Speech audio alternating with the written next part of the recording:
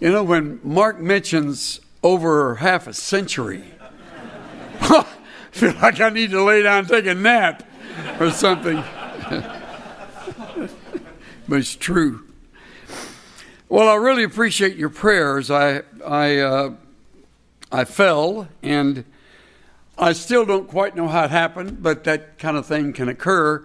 And my heart goes out to Bill Lawrence, who is still recovering from his fall. And his was down a part of a flight of stairs.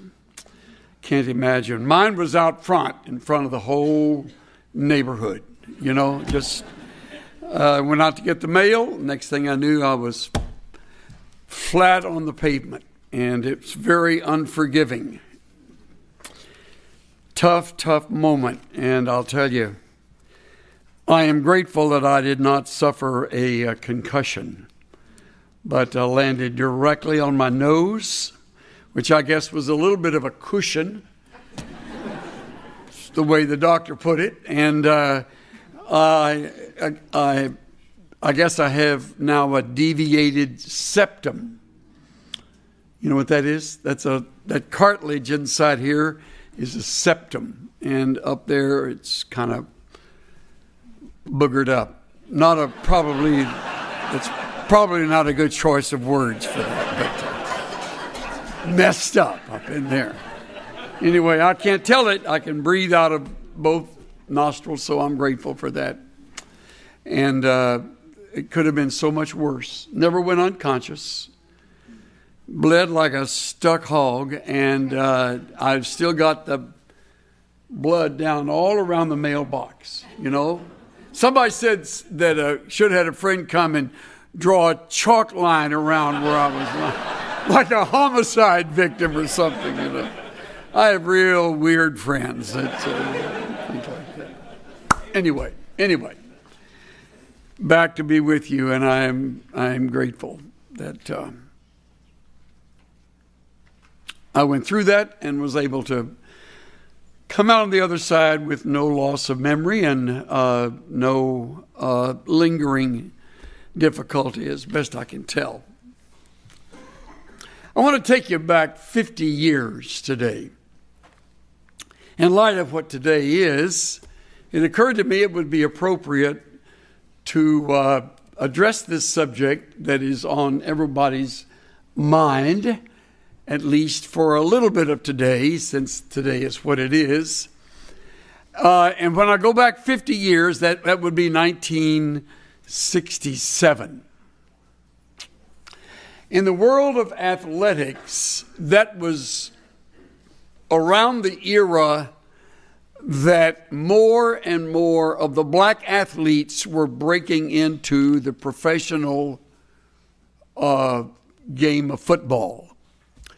And it so happened that one of the finest of all running backs that ever played the game was at that time playing for the Chicago Bears.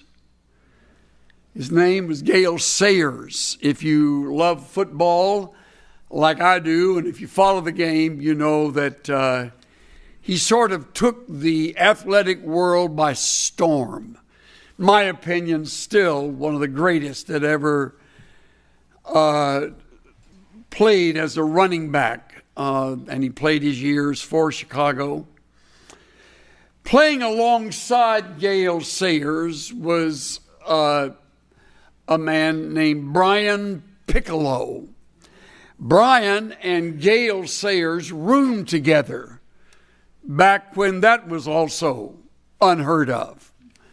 And they became fast friends, the closest of friends. In fact, a movie was made of that relationship, and a song followed it named Brian's Song.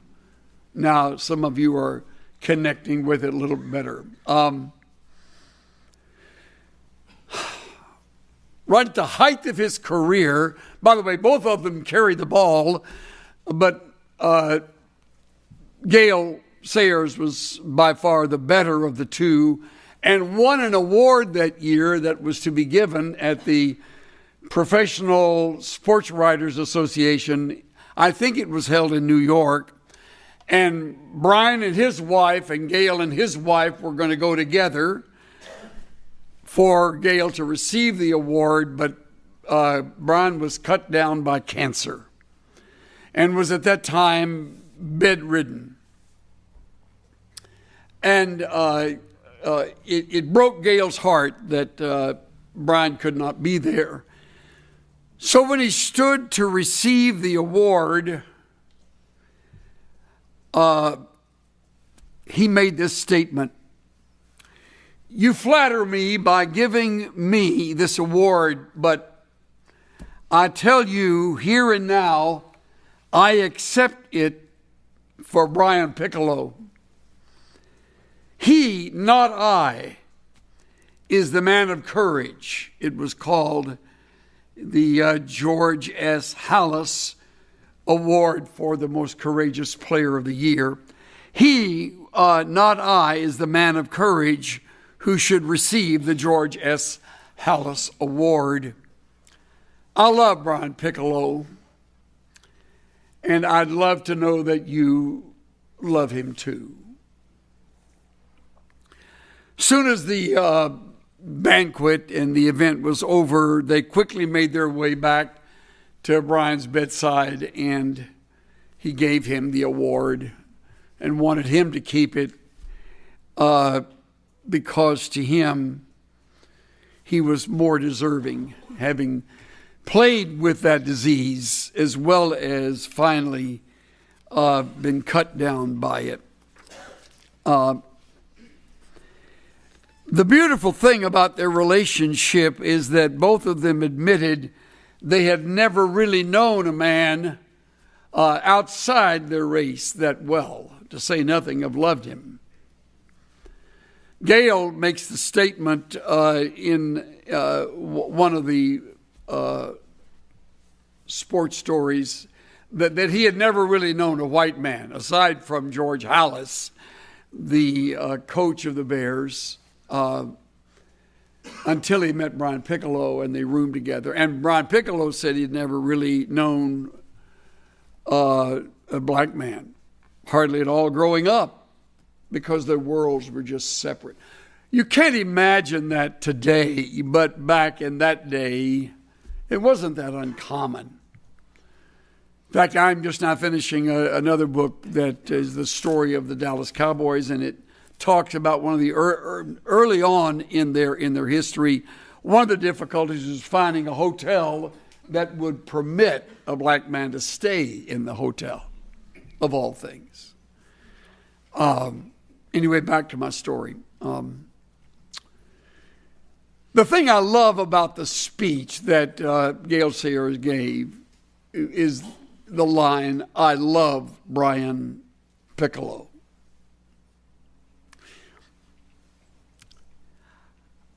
I especially like that because I rarely hear a man say that regarding another man. It's difficult enough to get a man to say that regarding a woman using the first person singular pronoun. I love you.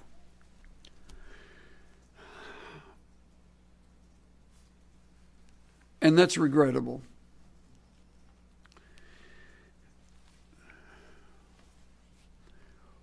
When I first heard from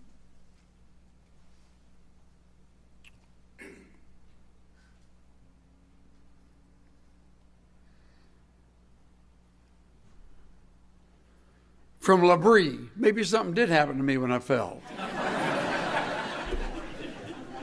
Francis Schaeffer. When I first heard Francis Schaeffer, he's the first grown man I'd ever seen wear knickers and long socks and a turtleneck sweater. He spoke at one of the seminary functions.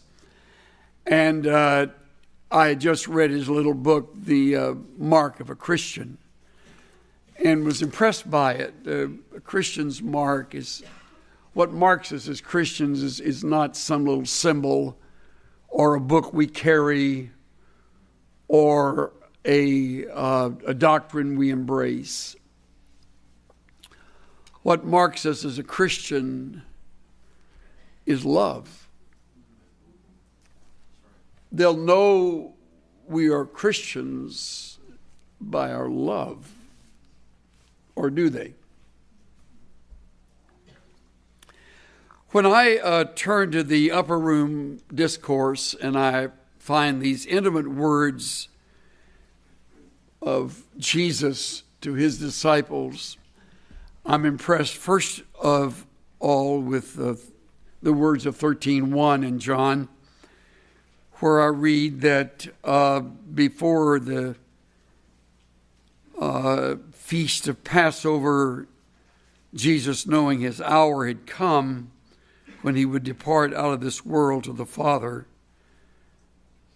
having loved his own who were in the world, he loved them aistelos, to the uttermost. He loved them to the maximum. Loved them to the end. That's what held them together. That's what made him unique. And his love for them was not fickle. It was constant. And it included the one who denied him, the one who doubted him, another who betrayed him. In fact, while sitting there and actually reclining at the table with his disciples, he gets up and without announcement draws water and brings the little bowl of water over and washes their feet. He washed each one of their feet, of each disciple. And we read in verse 12, when he had washed their feet and taken his garments and reclined at the table again, he said, "Do you know what I've done to you?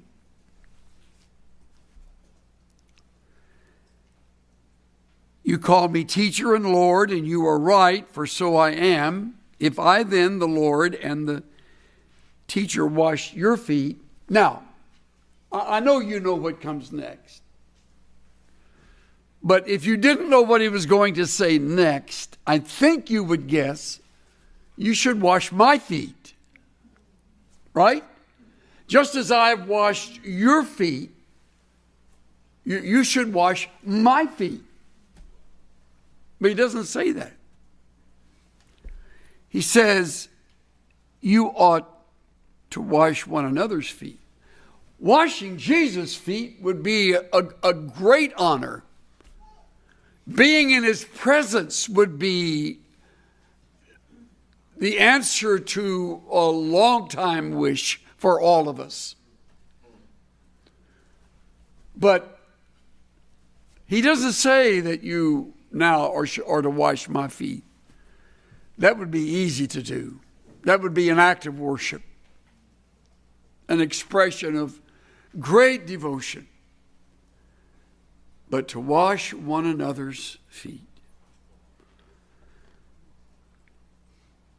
He sort of turns the tables on the subject of love a little later on when he says toward the end of that chapter, verse 34, "A new commandment I give to you. Mandatum novum," reads the Vulgate. A new mandate. And it isn't that you love God. It isn't that you love Jesus. That's not the new commandment. There's nothing new about that. That goes all the way back to Deuteronomy 6.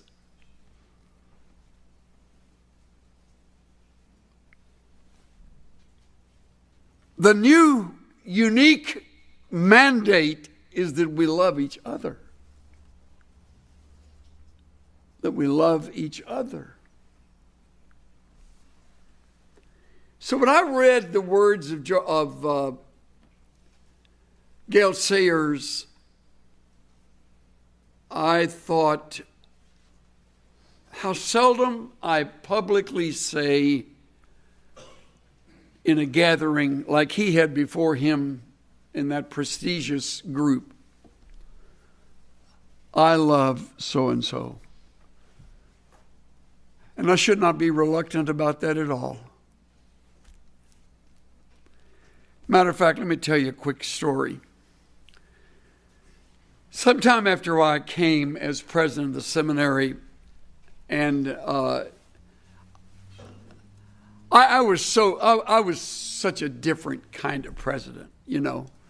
And I knew it, everybody knew it, and they were too nice to say it.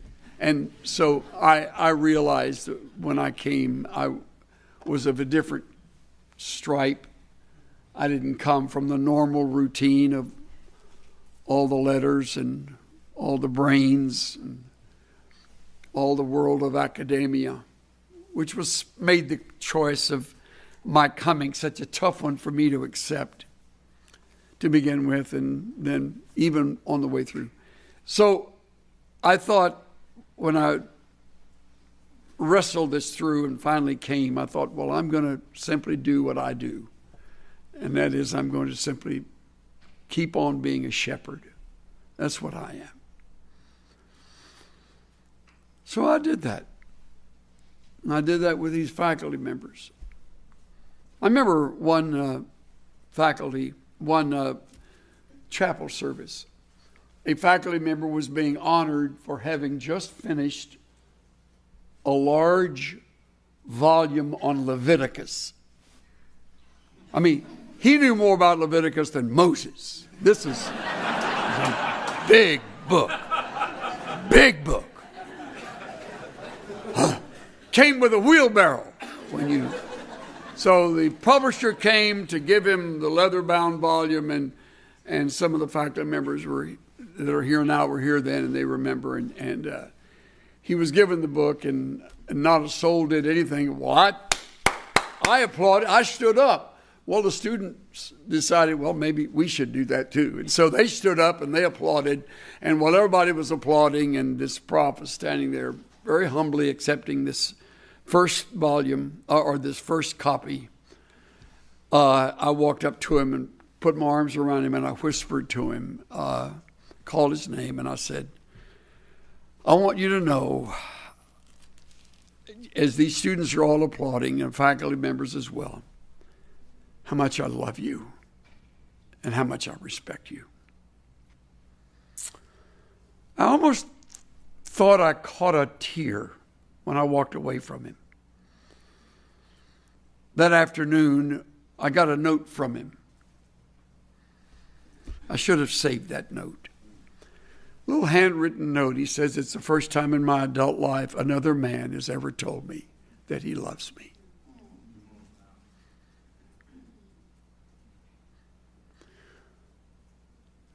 This is one brilliant prof. This is one capable individual. One fine author that's never been told, I love you. Now, this may be way below your interest level, and if it is, I'm sorry, because you're missing something really important. You're missing the mandatum novum.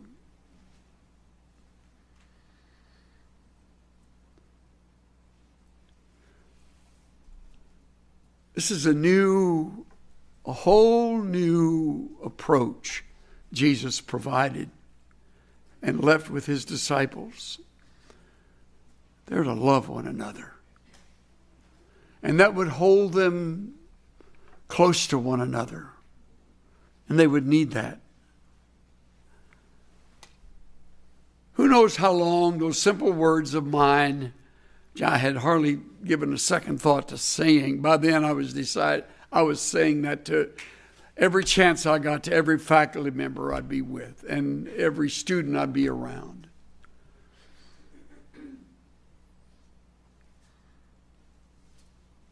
And I've learned to do that. I tell it to our elders at our church. I say it to our grown kids. I say it every night and every morning to my wife. Every day. I say it regularly to my staff. I wrote it to them in a little email this morning as I sat in my car before I came in. And I want each one of you to know how much I love you, how much I need you, how valuable you are. Even as I have loved you, that you love one another. And here's why we are able to sing it. By this all will know that you're my disciples, your love for one another. Years ago, we had a wonderful rally at Willow Creek Church up in South Barrington, Illinois. And it was an Insight for Living gathering, and it was just great. The place was just packed. The place was just electric. In fact, it was the only place I've ever been where they did a wave. We broke a cable in the balcony. They were doing this wave. I heard this bang. And I thought, God, somebody's shooting at us up there. And Bill wrote me later and he said, you broke a cable. What did you guys do? And I wrote back and I said, we'll be glad to pay. No, he says, we don't worry, but what were you doing to break a cable? I said, well, they were doing a wave. I don't know why. I don't know why they were doing a wave. Anyway, we had a wonderful evening. It was just alive and fun. And it's just a lot of delightful time. Afterwards, we went to a little restaurant, and just all of us who had been a part of the program, and some from the church and some from the gathering, and all of us from IFL staff were there. And the waitress, who had been so patient with us, and we were eating, yeah, I'll take another Coke, yep, that's right. Could you bring some more fries and just serve anybody? She said, are y'all creakers? Creakers. I thought, what is a creaker? She said, that's what all of us who serve the table call those people that go to that funny church over there. Isn't that a creek church? I said, well, it's named Willow Creek. Yeah, creakers. Are y'all creakers? Oh. No, well, we're kind of temporary creakers, I told her. We're in and out creakers. But I wonder how long it would have taken her to know that we were Christians. I wonder if anybody was kind enough to really express to her real gratitude for her patience with us. And on I could go.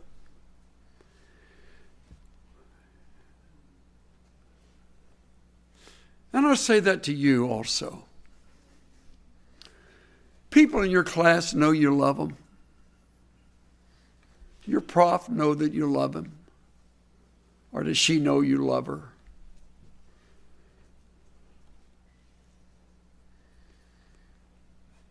Your children hearing that from you regularly, so that if you died this afternoon, suddenly that would be a memory they would have ringing in their ears. I remember last words. When I left the house today, I said to Cynthia, it was raining, it was about 5:05 early, and I was going to take the tollway in, and who knows what's going to happen on the tollway. I said, if I don't make it back, just remember, I love you. She said, you're going to make it back.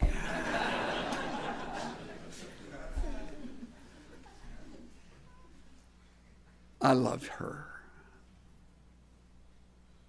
You have no idea how much I love her.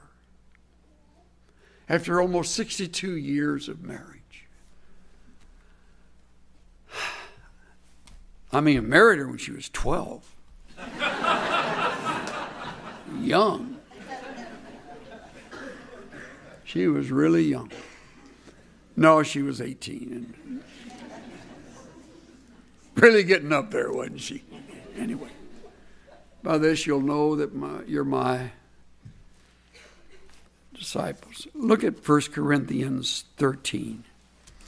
You knew I'd wind up there, didn't you? Look at this. I'm going to put it in language that you can understand here at the seminary. I wrote this out. Paul writes, if I speak with the tongues of men and of angels, but do not have love, I become a noisy gong or a clanging cymbal. He goes further, another conditional clause. If I have the gift of prophecy, and I know all mysteries and all knowledge. Whoa, look at that. All mysteries and all knowledge. If I have all faith so as to remove mountains, but I do not have love, I'm nothing. If I give all my possessions to feed the poor, and if I surrender my body to be burned, if I don't have love, it profits me nothing. Nothing. Then he goes further into it. Here's my paraphrase for you. If I'm the best preacher in my graduating class, and ultimately win the Harry A. Ironside Award for expository preaching, but I lack a heart of love, my impressive sermon falls flat. And so will all my sermons until my love changes.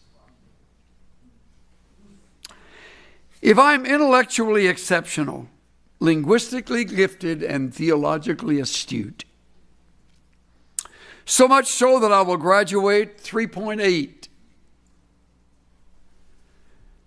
top of my class, and have already been accepted at one of the more prestigious universities as a doctoral student,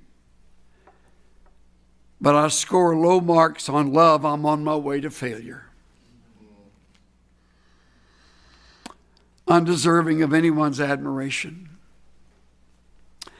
If I plan to go to one of the more rigorous and challenging mission fields, strong in faith and unswerving in confidence, unintimidated by the hardships I will surely face, and I don't love those with whom I work, I'll soon be a dropout.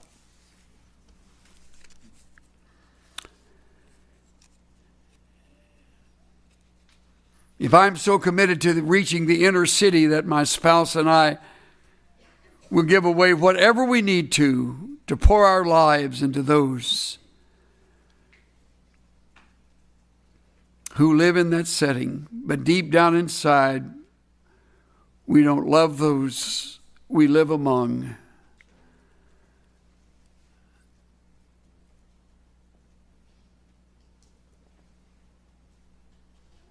We will have little ministry that will last. And even if I someday find myself in a life-threatening situation, standing before a hostile body of angry accusers who have turned against Christ and despise the things I hold dear, and I lack love for those who hate my Savior,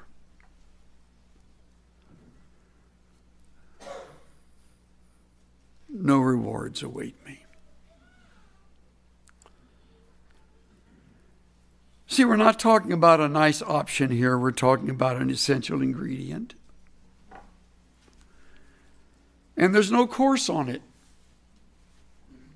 There's no grade you're going to get from any teacher to let you know how you're doing in your love life. But you know.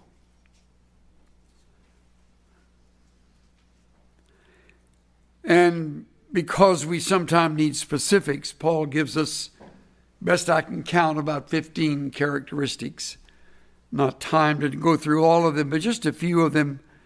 Take a look at them The very first thing he names is a tough one, humanly speaking. Love is patient. Love is patient. Makrothumos, long-tempered. No short fuse, no quick temper. Chrysostom used the word of one who is wronged and has it as an ability to avenge himself but doesn't do so. Love is patient. Love is kind. It's kind. The term means helpful, friendly, being free of petty and critical spirit. It's used for wine that is aged and has become mellow. It's used of Christ's yoke, translated easy. Love is kind. Love is not jealous.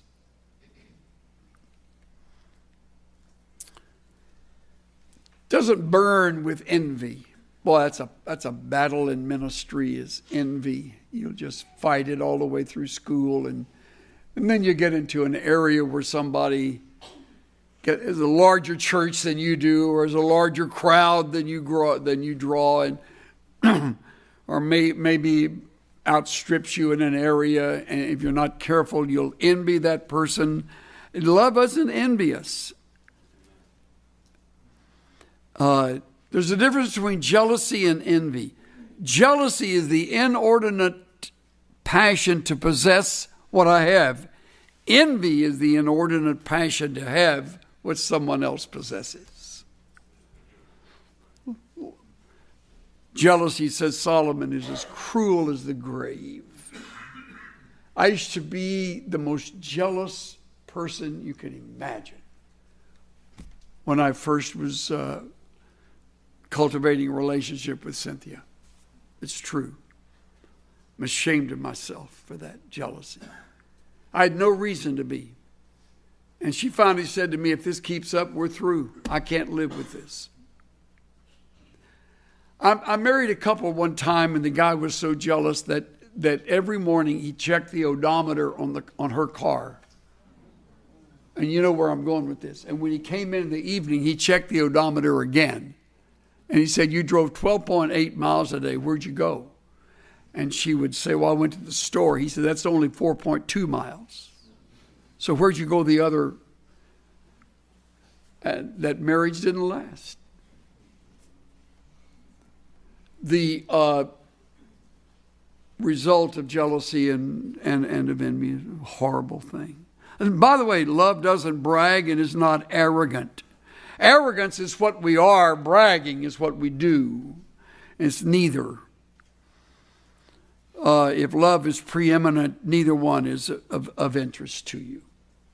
You don't get caught up in either one.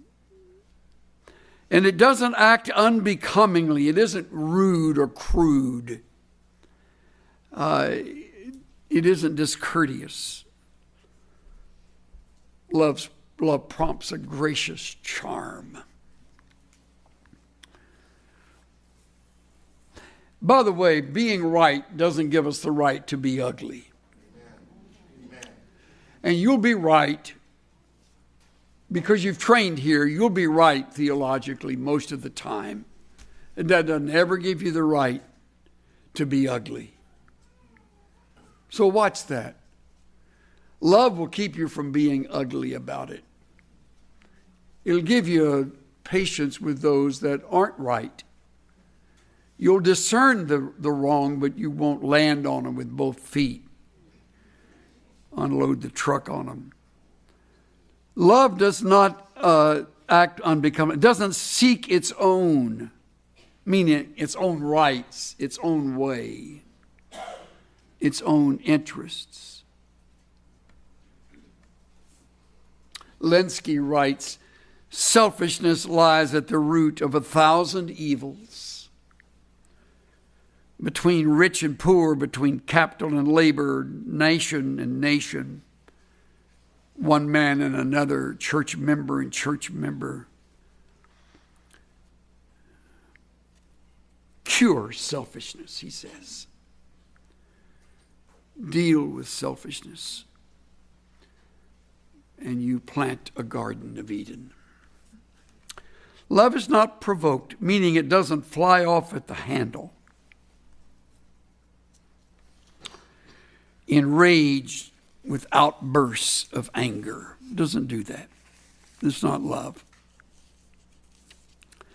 I love this one. It doesn't take into account a wrong suffered. Isn't that good? Benjamin Franklin said, right injuries in dust, benefits in marble. Zodiades, love does not permit the evil flung at us to become embedded in our memories. Love does not allow the mind to become a depository for unexpressed resentments. People will say the ugliest things, and in ministry, you have to be able to let that go. Every week, I let something go. Literally, every week. I receive something in writing, or I hear something and I have to let it go. Just let it go. It's okay. I didn't always do that, and that's a long battle to fight. Love doesn't take into account a wrong suffered. Doesn't rejoice in unrighteousness. It rejoices with truth. I love this one. It's kind of a wrap up. Love bears all things, believes all things, hopes all things, endures all things. Listen to Alfred Plummer's wrap up. When love has no evidence, it believes the best. When evidence is adverse, it hopes for the best. When hopes are repeatedly disappointed, it still courageously waits. Isn't that a great statement? This kind of love never fails.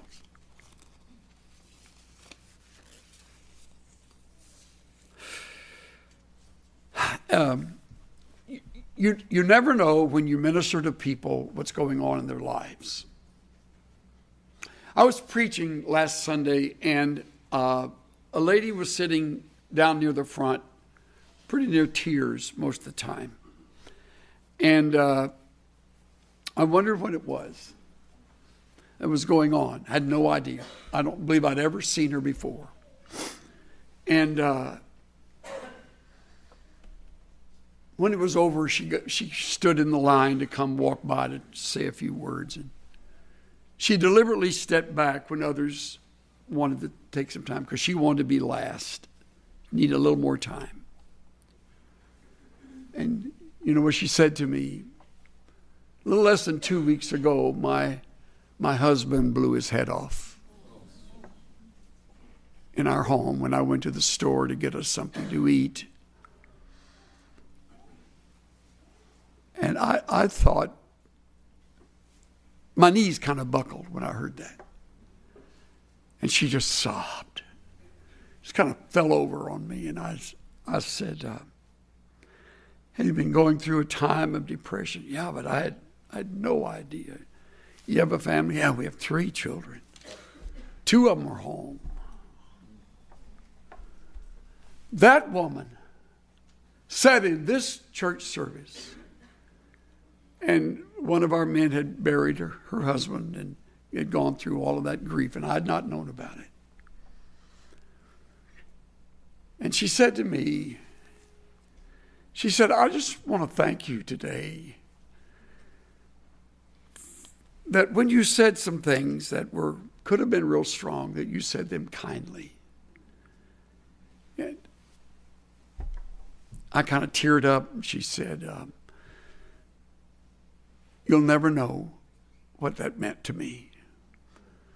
Said, I don't know where this is all going to lead, but my whole life has kind of come unglued. She needs a lot of love. And several of our staff are coming around her now and helping her back on her feet. You never know. As I look into your faces, I cannot tell your story. But I know this.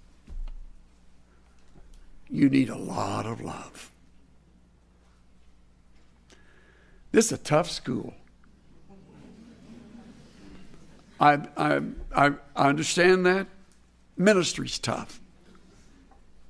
If this were easy, you wouldn't be grateful for the degree you earn at the end of the course. But it's tough.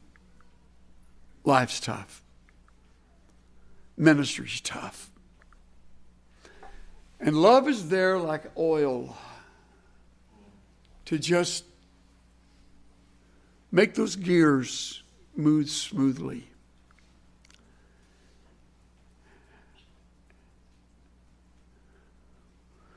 We have a younger son who is wandering. He's away from the Lord. He's 45. 47 this year. Be 47.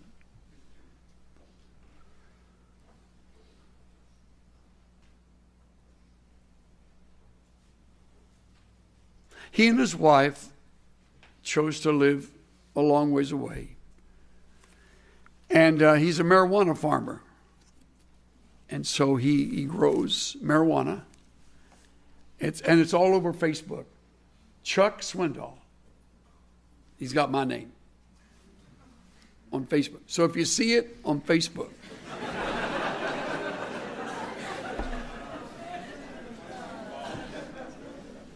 it's okay. I've had people ask in the church, ask me if that bothers me, and I said, you know, when you love a son like I love him,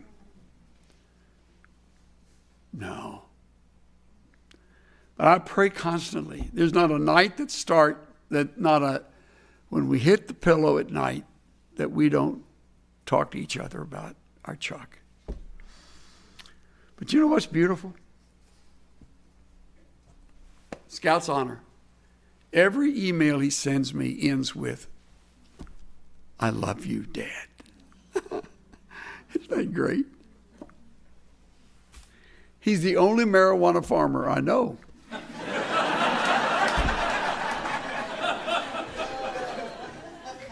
And you know what? He's helping people medicinally from what he writes me.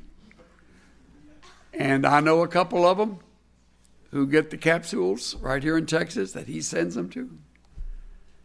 And I don't understand a lot of that. But I do know this. He is my son. And I will love him till the last breath I take. And I pray that he will return to the Lord and love him like he was raised to love him. It's taken us a long time to get out of the feeling that we caused this, or somehow we're the reason for it. And he, of course, is quick to say, you didn't cause anything. So he has a son that's getting out of the Marine Corps next month. We're going to all go to the graduation from boot camp. The very place where I was graduating 60 years ago. Going to return, and I'm going to see my grandson as he begins his years in the Corps. And I get to be with the man and his wife that we love. Because of love, we can't wait to be with them. Does that make sense? Yeah. And because of love, we believe that God will someday draw him back to himself.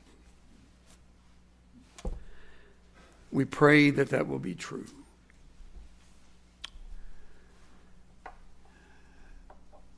And maybe that's why today is a special time for me to talk on this, because it reminds me of the value of this wonderful four-letter word. And before the day is over, make sure you use that word with someone else, will you?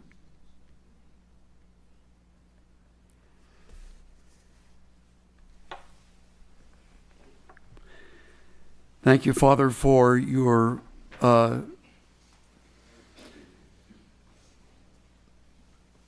telos love for us to the maximum, to the ultimate, that you never turn your back, you never walk away, you don't reject us, you don't have us in a grading system. Your grace comes to our rescue over and over, and we thank you. Thank you for the things you have written, and remind us that this kind of love never fails. May we not lose our discernment in the midst of our love. May we continue to think clearly, biblically. May we be wise, but at the same time, may we be patient, kind, free from jealousy and envy, willing to see another promoted when we're not, and another used in ways that we never will be. In a very special way, Father, I pray that those who are in this school, these students, will grow as they grow in their knowledge, will also grow in grace and love for you and for one another. In Jesus' name. Everybody said.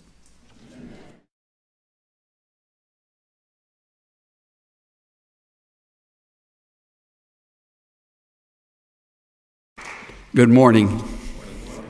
Every preacher has his embarrassing moment.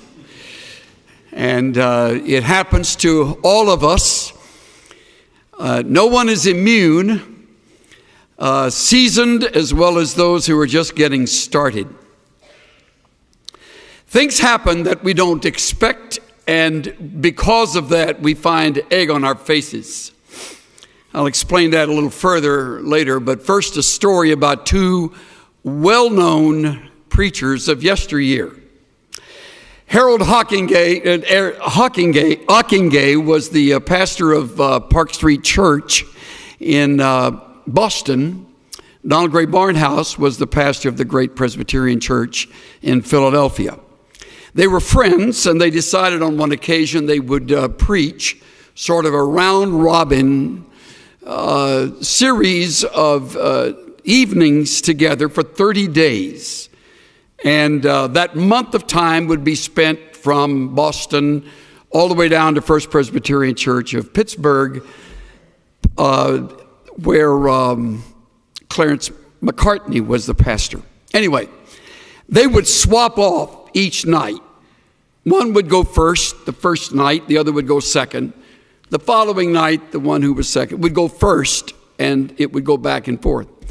So they began the cycle, and they were in one church after another. Barnhouse learned quickly that Harold Hockingham would preach the very same sermon night after night. Barnhouse brought a different sermon every night for 29 nights. But he figured early on, the last night he would come first. So he memorized Harold Hockingham's sermon. Listened to it night after night, got down everything, introduction, illustrations, transitions, points, conclusion. He nailed it. So when it came time for that final night, Barnhouse stood first to preach, and he delivered Hockingham's message word perfect. Dr. Hockingham sat down near the front, arms folded, listened without changing his expression, whatever. Didn't look surprised, didn't shake his head, just sat there and listened. Barnhouse was having the time of his life, knowing that the man was struggling to know what he would do when he stood up. His turn came, and Ockingay stood and delivered a completely different message than he had delivered the other nights of the conference. Barnhouse was blown away. As the lights dimmed and everybody had left and the two men were walking out the middle aisle, Barnhouse leaned over and said, "They kind of liked your sermon I preached tonight, didn't they?" Ockingay said with a twinkle, "Not nearly as much as they enjoyed it when I preached it here 4 months ago."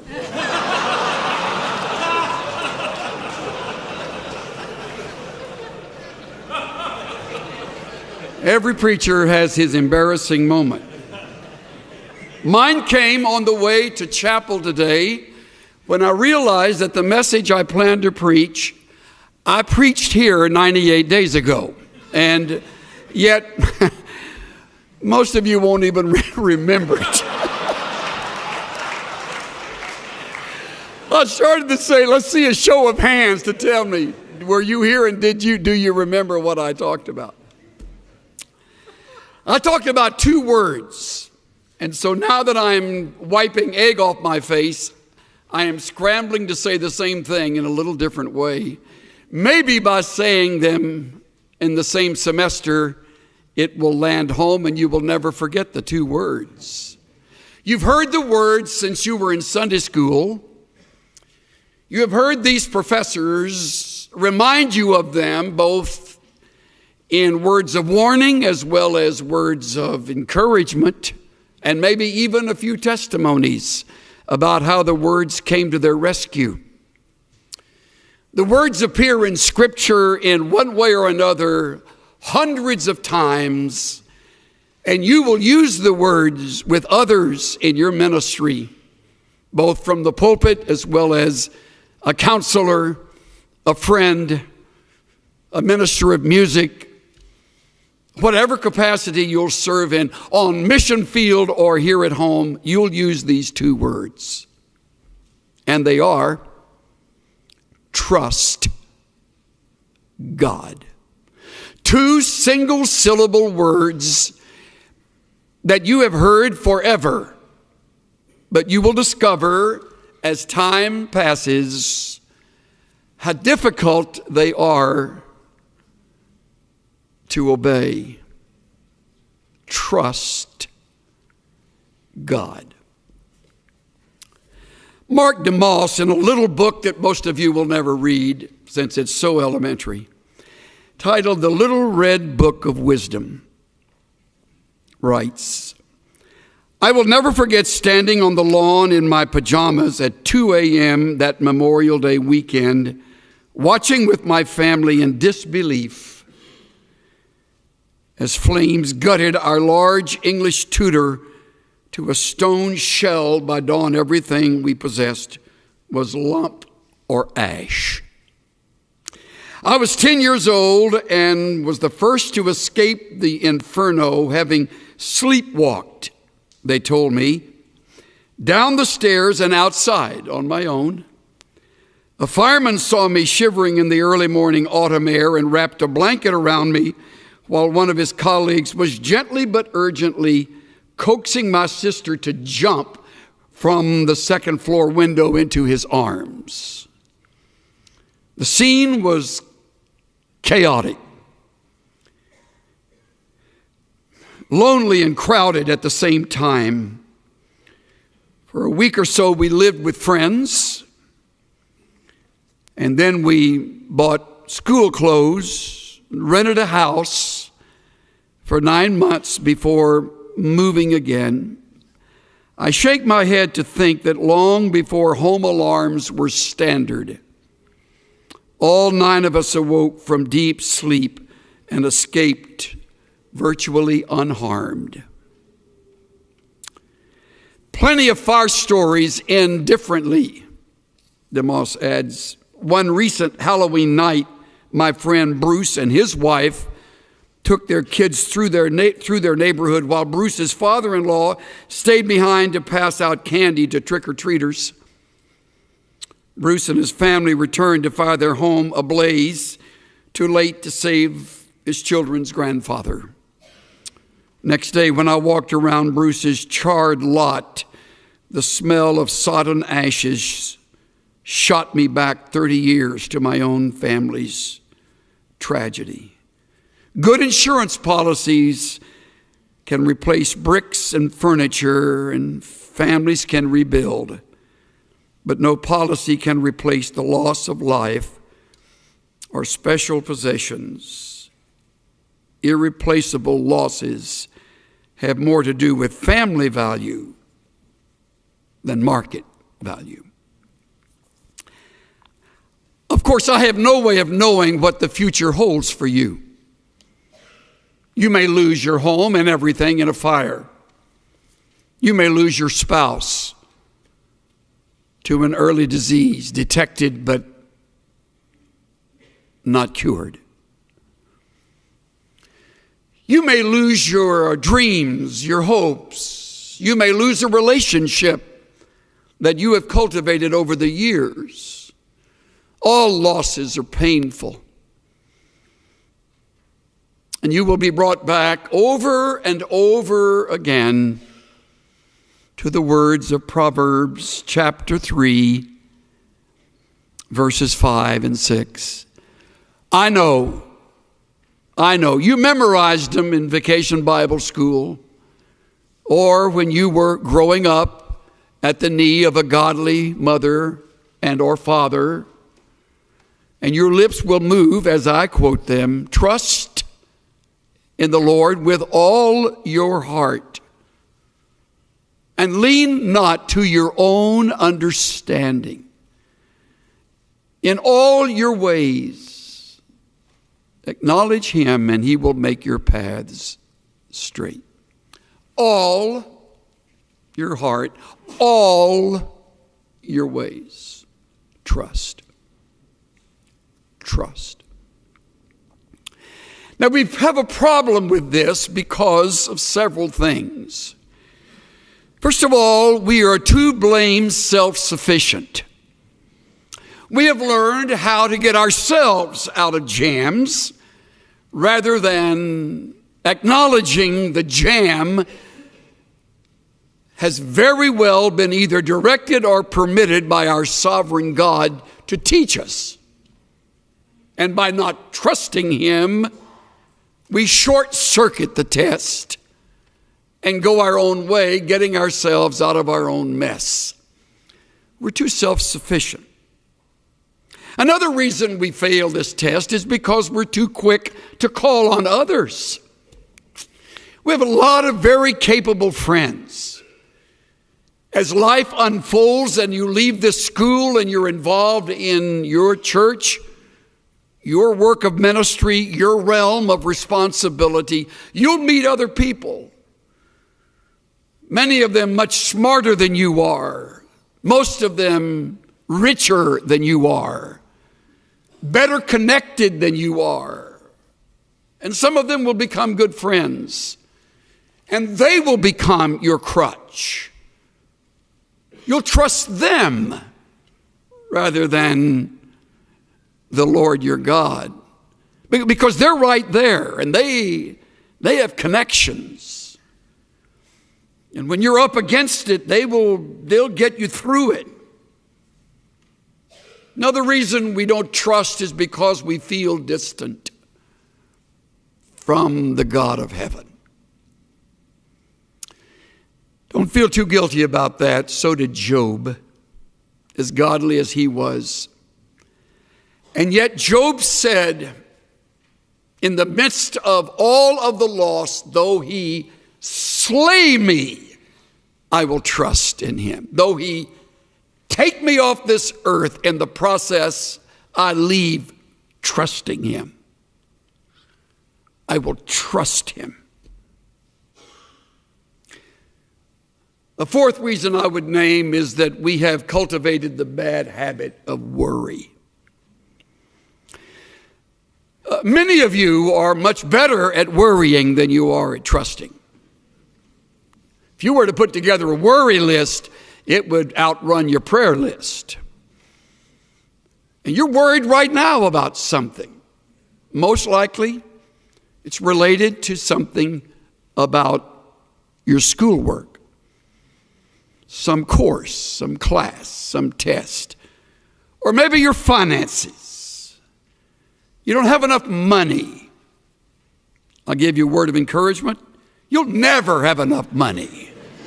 So you're worried now, you're getting good at it, so you can carry that with you when you graduate, because you won't have enough money then. So you're worried about that. And you do not trust God. See how practical it is? And if you think you're going to outgrow the problem, take it from this old guy today, you won't ever outgrow it. It's like lust. You never outgrow lust. You just learn to fake it. I remember attending a Navigator conference when Lawrence Sandy was president. We were at Glen Erie, and they had a returned missionary, I think an 87, 88-year-old gentleman who Lauren brought up to the platform, and he was a long-time navigator. And Lauren said, "Tell me, Dr. So-and-so, when did you conquer lust?" The old man said, "Well, Lauren, hasn't happened yet." You'll never conquer worry. It's part of the flesh. You want to, but the only way you will get through it so that you will learn from the test is to trust. To trust. To put the worry on hold, to set it aside, deliberately shoving it away and saying, "God, at this moment, I rest in you and you alone." If you're married, God, help my spouse and me to trust you, to lean on you, to wait on you, to listen to you, to endure the test with you. I put together a quick list of things that reveal how little we trust. When you choose to worry, you do not trust. When you try to fix what is impossible, you do not trust. When you hurry ahead and don't wait for the Lord to move and to change, you do not trust. When you lie awake twisting and turning at night, you do not trust. When you doubt biblical principles and promises that are right here in the book you love and study, you do not trust. When you turn to others first for help, you do not trust. When you listen to human counsel and give a higher priority to that than the principles you have just learned, you do not trust. When you manipulate and maneuver situations, you do not trust. When you step in and take charge without praying and being led by the Spirit of God, you do not trust.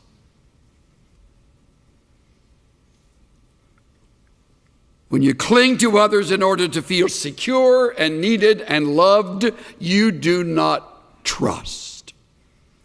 The list goes on and on. See how easy it is to live in the flesh, how easy it is to disobey. Trust in the Lord with all your heart. Wouldn't it be a great project over the Christmas season this year to think through ways that you can begin to trust God regardless? Hopefully it'll be a project that you and a good friend or you and your mate can enter together. What is it we do that keep us from trusting God. And how can we break that habit and watch God break through in ways that we would never have expected? Cynthia and I have a longtime friend who was raised with 4 brothers in southwest Texas. They were raised on a very poor ranch. They eked out a living. One of the brothers wound up getting into Baylor, going on to UCLA Law School, and earning his degree in law, and has since become a very fine attorney in the Southern California area. We've been friends since the mid-1970s. One of his 4 brothers stayed at the ranch and developed it, cultivated it. The other brothers moved away, as did our friend. And the one who stayed, along with his wife, really turned the ranch into something much more successful.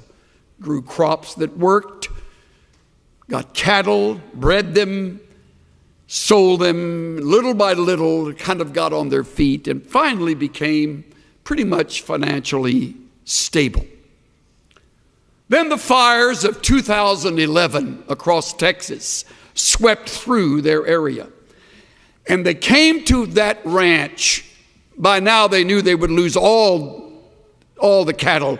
They simply opened the gate, and amazingly those animals know where to go, usually know where to go to find shelter and safety. And they fled, hundreds of them. And they barely left, unable to get much of anything in their pickup, and they drove away. Came back a number of days later when allowed to enter this territory, and everything was melted. Everything. Even the metal roof on the shed, on the barn, had melted down and sort of peeled its way over, and what it landed on, it kind of was that metal profile. As everything is lost, all possessions, all pictures, thankfully no lives. Strangely, the cattle got back and were clustered around in a herd around an enormous oak tree, and they were able to get them back. Of course, the fence had burned, so that has to be rebuilt. And they said to one another, we realized at that moment our faith would either kick into action or we would move far away from the God we had loved and served. They chose the former. They determined they would rebuild. They're in the process right now. Living with a brother, putting house and home back together, having lost it all. Several weeks ago, a couple in our church came to see me. She is probably in her late 30s. He is same age. She has been diagnosed with stage 4 cancer. She's by now lost all of her hair through the treatments. They have 2 small children. Here sat her husband. Here sat this lovely woman, his wife. As they spoke to me in the most encouraging manner. I'm in tears. They're smiling. What an interesting reversal of roles. I'm the guy that's supposed to have the answers. And they sit here and they minister to me as I've rarely been ministered to, talking about what God is teaching them in the midst of the loss. Now, all of that will sound hollow if you're cynical, and some of you are, tragically. But if you still have a heart, you will realize that's where you want to be. When the doctor says it's your wife, or your husband, or your mom or dad, or you. Something happened in their lives somewhere that they determined they would trust God with all their heart and lean not to their own understanding. I asked the husband straight out, don't you lay awake at night wondering where all of this is going? And his response was an immediate, oh yeah, there are nights like that. Then tears came as he said, I can't imagine living without the greatest woman on earth.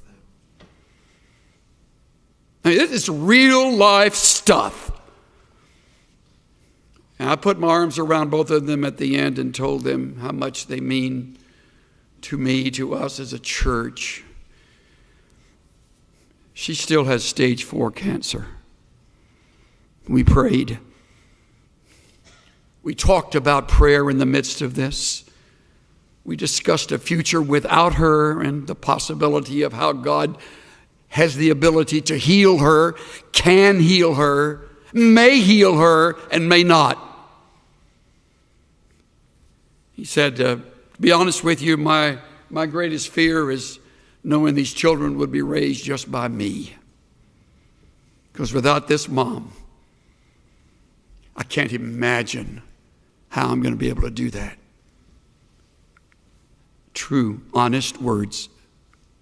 But I trust God. I trust God. How good is that? Their circumstance hasn't changed. Unless God breaks through, the cancer will ultimately take its toll. And they trust God.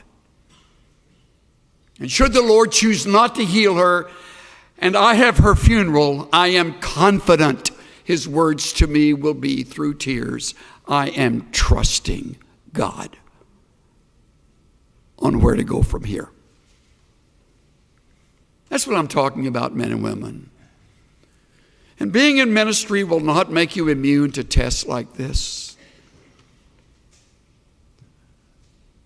Getting your training here at this fine school will not in any way separate you from real world stuff.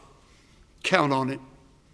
One of your children, some close friend, some classmate, or you. So what do you do if it's you? What do we do? I turn finally and quickly to 1 Samuel chapter 30. If you remember 98 days ago, we were here, but you probably don't. The man in question is David. He has just left the ranks of the Philistines. He's in the rear ranks along with Achish, who tells him the Philistines don't like having you and the Hebrews around. You need to go back. Philistines had granted them Ziklag where they could live. And so he and his men, having fought, weary from battle, dirty, sweaty, tired, have about a 3.5 day walk back to Ziklag. I don't know what their future will be. He's still hunted and haunted by Saul, the king. And so they come to what was their home. Must have been a rugged place. They've been living there about a year and a half, if my figuring is correct. Verse 1, don't you love the first 3 words? Then it happened. Then it happened. In other words, out of the blue, unexpectedly, the shock of what they were about to see was just over the hill. When David and his men came to Ziklag on the 3rd day, the Amalekites had made a raid on the Negev and on Ziklag and had overthrown Ziklag and burned it with fire. That's bad enough, because that meant all of their homes were gone. Next verse. Then it happened, they realized that the Amalekites had taken captive the women and all who were in it, in the village, small and great, meaning the children, without killing anyone, and carried them off and went their way. They didn't know no one was killed. All they knew was the place was vacant. It was smoldering ruins. All of the tents were down, and it was, you could hear the wind whistle through the bushes. It must have been horrible. Verse 3, when David and his men came to the city, behold, it was burned with fire. Wives, sons, and daughters have been taken captive. Now, before you think David is living in denial, please observe his response. David and the people who were with him lifted up their voices and wept until there was no strength in them to weep. Never think that trusting God means you do not weep. Please learn not to say to people who have lost someone near and dear to them, let's not cry, we're trusting God. We don't weep as those who have no hope, but we weep. I can't experience loss without tears, especially if the loss hits me deeply. They lifted up their voices and they wept till there was no strength in them to weep anymore. Now David, his wives had been taken captive. Verse 6, David was greatly distressed. I hope I'm not going too far. I believe the Hebrew word would include the idea of depressed. The man slumps into a time of depression. I mean, he's lost his wife. He's lost his kids. They've lost theirs. And if that isn't bad enough, he was greatly distressed because the people spoke of stoning him. These are his own troops. This is his staff.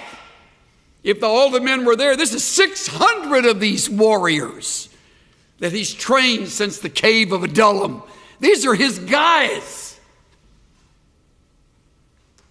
And they spoke of stoning him, for all were embittered, each one because of his sons and daughters.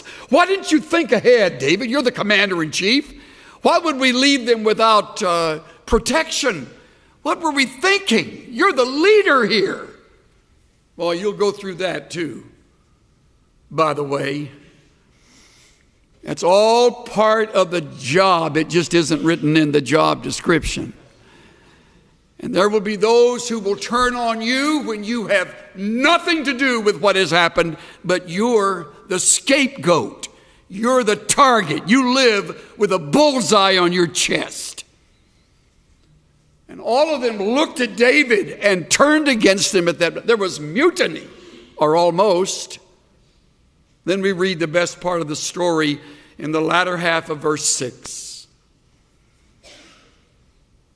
But David strengthened himself in the Lord, his God. How good is that? How did he do it? You know how he did it. I know how he did it. It's just hard to do it. I lost my wife. I lost my kids. I'm losing their trust. Oh, God. Maybe he remembered a song he wrote, "The Lord is my light and my salvation, whom shall I fear? The Lord is the strength of my life, of whom shall I be afraid? Though a host encamp against me, I will not fear." Oh God, you have come through in the life of Moses. You came through in the life of Abraham. You came through in the life of Joseph and the brothers. You can come through now, and I refuse to run or panic. I trust you, oh God. That's one thing to say that, and I'll tell you, it's a whole different deal to do it. was a number of years ago, our older daughter was diagnosed with a very difficult eye problem. Carissa's eye, she was born, wandered. It moved in and out around, and as she got to school, by then she was wearing very thick lenses, especially the one on the bad eye. And of course, the kids made fun of her, and it was miserable, and she would come home crying. And finally, Cynthia and I looked at each other, and we said, "Look, we got to deal with this." I said, I do know an ophthalmologist, and maybe he can help. So we went to Dr. Jack Cooper, who was then practicing, and he said, "Well, let me tell you, first of all, it's a child's eye. So I'm working in very, very confined area. You need to know there are muscles that hold the eye, and I'll have to guess on how much to stretch and which one to move. But I want you to know I'll do the first of several surgeries." We were, by the way, moving then from Irving to California, and so we had to change doctors in the middle of the stream. Well, he did his work. It resulted in something that was not the best, but it was a little better. The lens was a little bit thinner, and yet she was still struggling. The eye would simply cross, or it would move out, and that didn't get resolved. So we got to California, and we found a pediatric ophthalmologist. All right. That simply means he charges more for the work of ophthalmology because he specializes in little kids' eyes. So we meet with him. He is absolutely brilliant. He's recording everything, and he talks in the gobbledygook that medical doctors talk in, but he said, "You need to know." And I thought, I've been here before. "You need to know, it's a guess." And I thought, all this money I'm paying you, pal? Guess right. But I didn't say that. So Carissa went under the knife again. And he said, "Please don't worry when she comes out because there things may not be as you expect. But I expect a full fusion, ultimately." And I thought, it's got to be right, man. I got a great God, and we have prayed to him, and we've got a darling little girl here, and I'm tired of her being embarrassed, and it's going to be right. And so, Lord, got it? So I'm standing over. "Carissa, open your eyes." And Cynthia said, "Back off." I said, "I am backed off." "Open your eye, honey. Let Daddy see your eye." And so she just barely coming out of anesthesia, and she opens her eye, and the pupil is looking directly at the bridge of her nose, almost all white. Well, I'm telling you, something happened inside me that I'm almost ashamed to admit. I thought, well, fine. That's great. Thanks, God. I left her. She said, "Where are you going?" I said, "I don't know. Get out of the way." So I got in the car and I drove and went back to my study and locked the front door and locked the back door and put a sign, "Don't disturb," and told the secretary to go home and sat there in the dark. And I heard, I didn't want to answer. So it was my friend who had heard about all of this. I said, "What?" He said, "Oh, you're there." And I opened the door and I said, "I don't want to talk to you." He said, "Well, I want to talk to you." And I said, "I don't want to listen to you." He said, "Well, let's just get together, buy you a hamburger, and let's sit out at the park." What I didn't know is that he had teamed up with a buddy of mine who was an artist. And they had it all arranged. When they left, he was going to turn around and make sure the door was unlocked so his buddy could come in and draw me something. So I'm sitting at this park bench eating a In-N-Out burger and crying like a baby. He's so gracious with me, so understanding. He said, "You know, Chuck, this isn't the end. I mean, you haven't even given her." I says, "I know that. I can finish every sentence you start." Oh. In the meantime, my buddy is in my study at the church drawing me a big poster. So I finished with my friend Earl and get him to leave me alone. I walk back in and turn the light on, and there's the poster. It's a big picture of a monk. Robe. Funny haircut. Big old toes sticking out his sandals. Caricature. At the bottom. Did we in our own strength confide, our striving would be losing.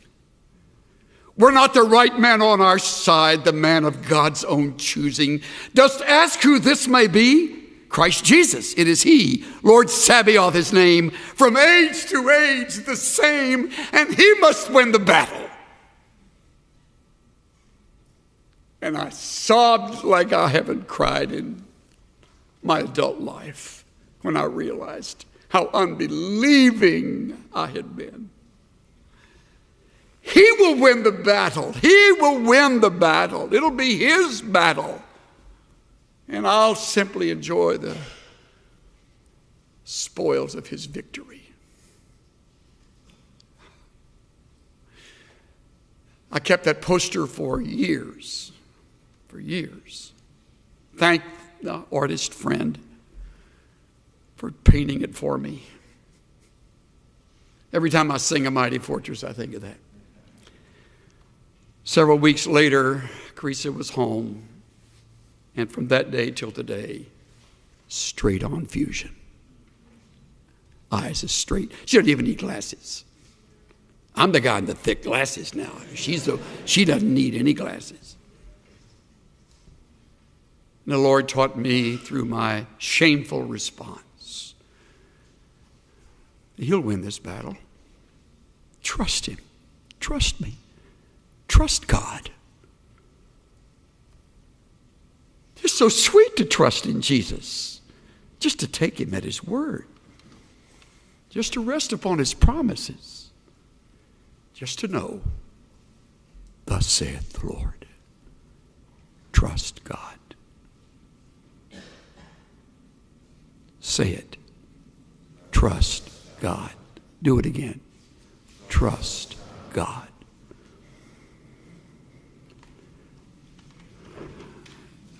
Father, we have no idea what the test will be tomorrow, next week, this new year, in the decade to come, should your Son tarry.